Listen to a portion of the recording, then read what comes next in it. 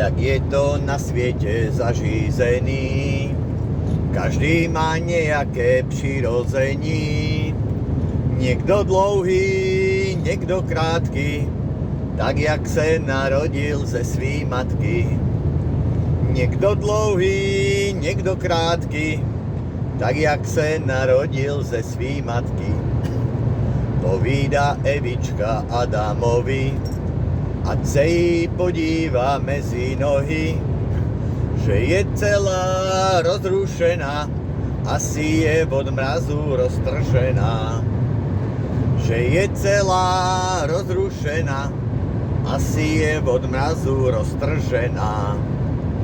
To není od mrazu, to je ďoura, stvořená akurát na pinďoura.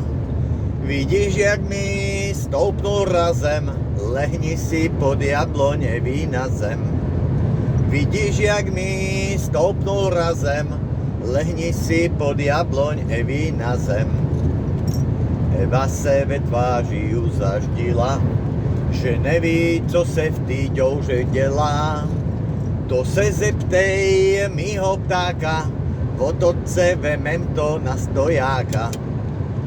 To se zeptej mýho ptáka, od otce vemem to na stojáka.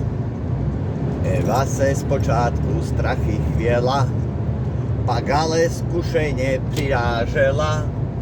Pak šukala jako ďábel, a tak se narodil Kain a Abel. Pak šukala jako ďábel, a tak se narodil Kain a Abel. Adam řekl, tohle byl parádní pich, tak vlastně vznik první dědičnej hřích. Někdy v pláči, někdy v žurdách, od těch dob ve světě vládne kunda. Někdy v pláči, někdy v žurdách, od těch dob ve světě vládne kunda.